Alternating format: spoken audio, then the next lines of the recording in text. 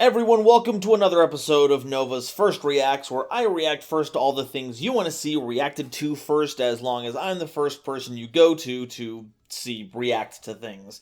Rage of the Abyss has given us another slew of cards, and the nostalgia pit is not yet dry. It overfloweth with old cards that can always be reinvented whenever cash needs to flow into Konami's pockets. Last time it was Six Samurai. This time, we're going a bit more DM with Metalmorph? For those of you who don't remember, Metalmorph was a short-lived trap card that I believe was introduced by Bandit Keith that turned his Zoa into a Metal Zoa, which would in turn feature in the Albaz storyline as White Alba Zoa.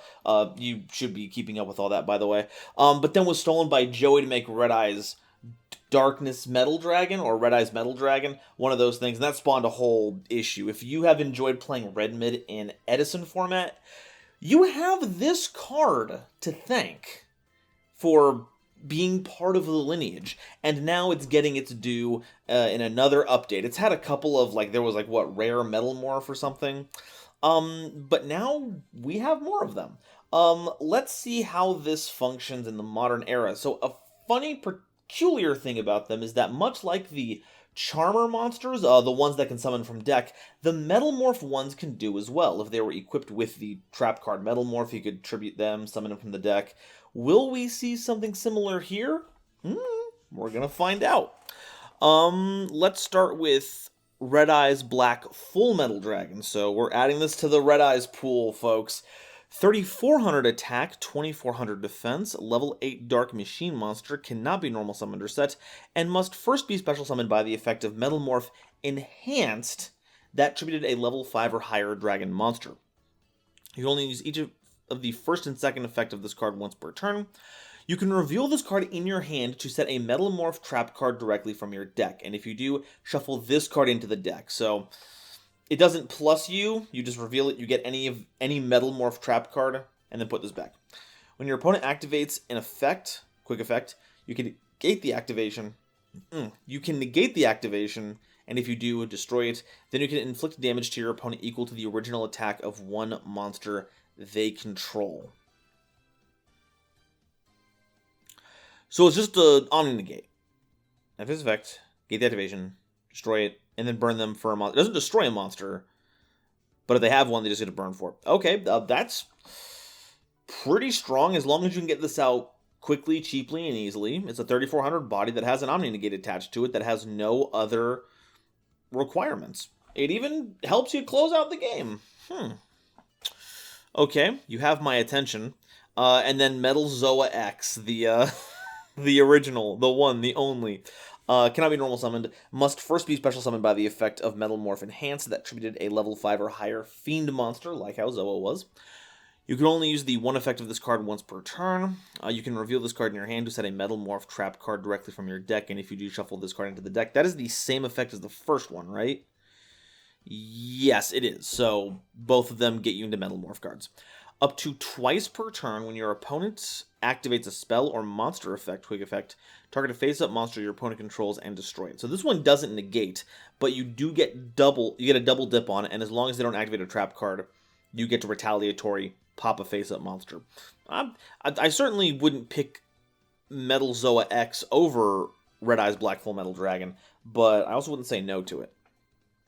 Alright, next is the Zoa Retrain, Fiendish Beast Zoa. Level 7 Dark Fiend, 2,600 attack, 1,900 defense. You can only use each of the 2 and 3 effects of this card once per turn. If your opponent controls a monster, you can normal summon this card without tributing. If this card is in your hand, you can special summon it in defense position. Then if Metalmorph Enhanced is not in your graveyard, your opponent can special summon a monster from their hand. That's gotta be an anime. That's gotta be some kind of anime reference. That is way too specific.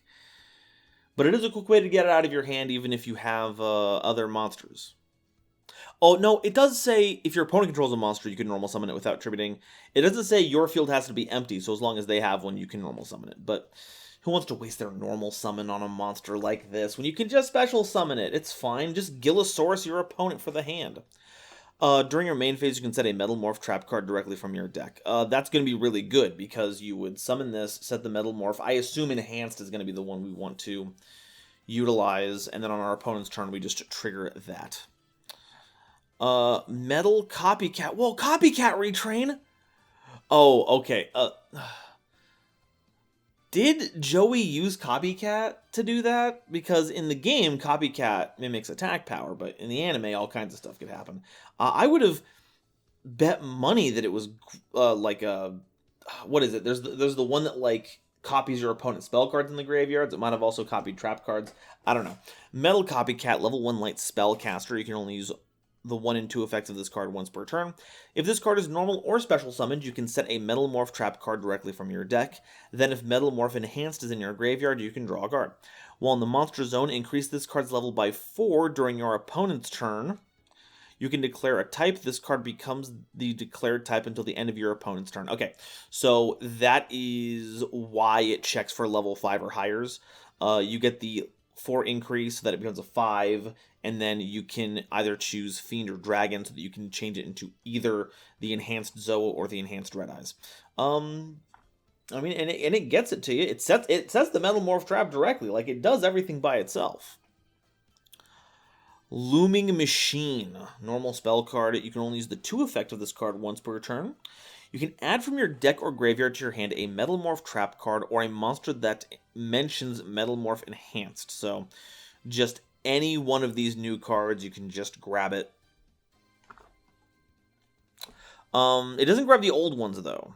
It'll grab the old Metalmorph and the rare Metalmorph, but it won't grab any of the old monsters because they don't mention Metalmorph Enhanced, but why would you bother playing those anyway? If you control a Metalmorph trap card, you can banish this card from your graveyard, then target one defense position monster your opponent controls and change it to attack position. Okay, so it just helps you run over stuff to deal some actual damage. Notably, the number 1 effect, if this is to be believed, is not once per turn. So if you draw multiples of these, you are getting multiple searches. And I always like to see that in a search card. Maybe not from a design perspective. That is a little busted. But as someone who might potentially play the deck, I'm not going to say no to less bricks. Okay, Metalmorph Enhanced, normal trap card. You can only activate this card once per turn. This is a normal trap card. Wait a sec. Hold on. We got to go back up a bit. Wait a sec. If you're... Oh, no. None of these require you to have Metalmorph Enhanced. My apologies. For some reason, I just thought I guess it would be a continuous trap card. Maybe I was... I don't know. Okay, Metalmorph Enhanced. You contribute 1 face-up monster you control. Special summon 1 monster that mentions Metalmorph Enhanced from your hand, deck, or graveyard. Then equip this card to it as an equipped card with the following effect. The equipped monster gains 400 attack and defense, cannot be destroyed by spells or monster effects. Also, your opponent cannot target it with spell or monster effects. Oh, wow. Okay, so that was another thing about, I think, rare Metalmorph gives you spell protection. I don't know if it also gives you monster protection, but this one is helping out in that regard. So it turns your monsters into one of your enhanced ones. It doesn't transform into a regular Metalmorph monsters, though. It has to summon a monster that mentions Metalmorph Enhanced. So, once again, you can't backtrack, but why in the world would you ever do that? It can summon it from hand, deck, or graveyard, so it doesn't matter where the monster is. You can just grab it.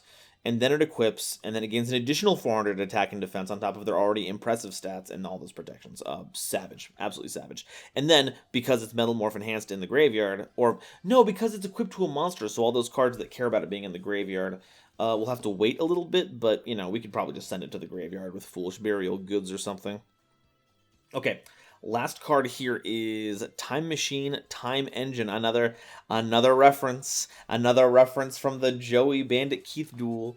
This card is always treated as a Metalmorph card for reasons that I believe border on the referential, but hey, it means that it's a Metalmorph trap card, so we can use it with all of our other cards.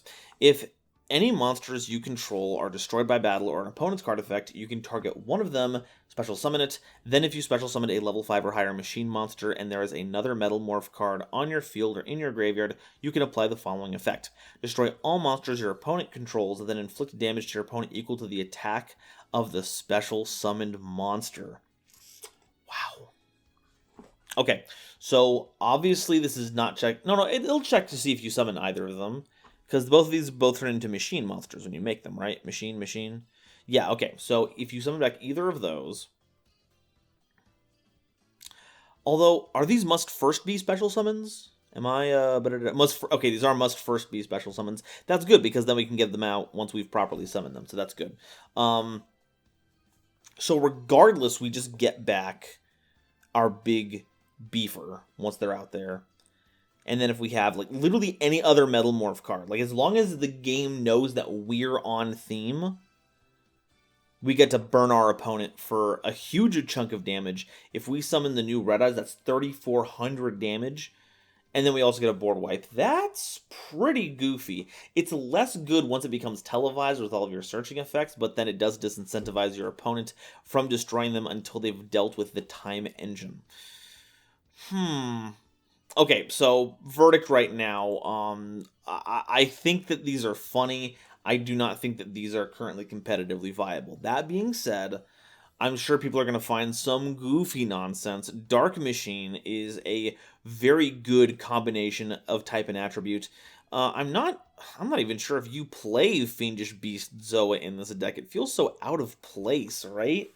Like, yeah, you can tribute it, but you don't need to. In fact, what we might see is, because these two are very... like, I don't want to say the word splashable, but they don't require these specific monsters. This one tributes a level 5 or higher dragon monster. There are tons of dragon decks out there that are occupied by a bunch of high-level monsters. Same with Fiends. If it's going to see any kind of success, I think we would see it as we splash one copy of each of these, or whichever... Honestly, I would just splash... or whichever one fits your deck, obviously. If you're on a Fiend or a Dragon deck, you would splash whichever one works for you. Play the Metalmorph Enhanced. Maybe you also play Time Engine, just to get your goofies on. There's also Looming Engine. You play 3 copies of Looming Engine just to... just to search out those cards that you're playing less of any individual one. And then you summon out an Omni Negate, or you summon out a Double Pop. That is protected with Enhanced Metalmorph from a bunch of stuff. So, maybe. The Metalmorph is not coming back as a deck. Will it come back as an engine? Maybe. It could be. I'm not going to say no. But I'm not confident that these are going to find their way to the top table. That does not mean that they aren't going to be heckin' fun to play. Gosh, and I kind of wish that I hadn't already recorded the Domain game where I was playing with the Joey card. These would have fit right in, but, sadly, them's the breaks. Maybe a part 2 will happen. The only thing that I know is that I'm counting on all of you in the comments to double-check me on anything that I might have missed or didn't go over correctly. As always, with these first reactions, I'm not going super in-depth here, but I know that a lot of you have a lot of deep-rooted knowledge in those wrinkles, and I'd love to see it and share it with everyone else. Until next time, the Rage of the Abyss gives us...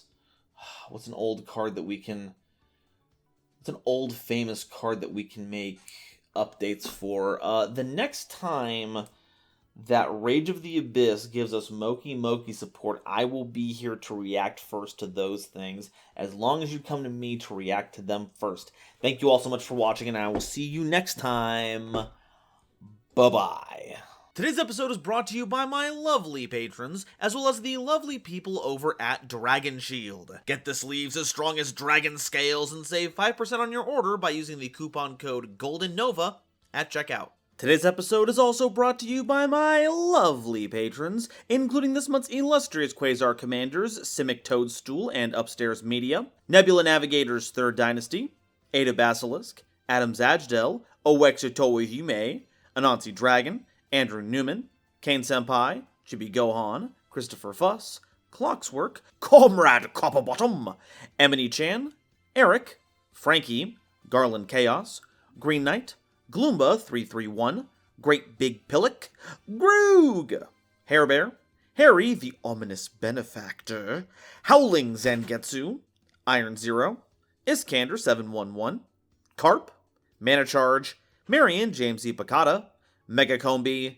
Millennia Asta, Nathan Vig, Natiel Lee Alexander, Orozco 09096, Panther J, Rebel King Lucifer, Red Eyes Jackalow, RJ, the Jank Monarch, Sammy Haim, Scott48, Serenity Towns, Skybuster Leo, the Critic of Innocence, Thievery Coast and the Wizard Moose, Cosmic Crusaders, a Random Pup, Ariel Kersey, Baron Von Titty Sprinkles, Beelsifer, Burnag, Blitzwolf, Borger with the Shotgun, Chaz Ghost, Childish Lamar, Dr. Reaper, R.I.P., Drachenwald, Eki Bullock, Eva Padilla, Hike Boyagian, Herbal D, Ignis, the True Draco Slayer, Jester Designs, Kale the Dragon, Kevon Public, Lemon Yu-Gi-Oh!, Lobomaru02, Manga Pages, Matt Simmons, McSpoofy, Michael Shimabukuro, Nitromo, Nyx, Obsidian, Shizuka Nijimura, Sophie, apparently, Stephen Williamson, Taylor Seymour, Terror Top to 3, The Legendary Raven, The Pokemon 52,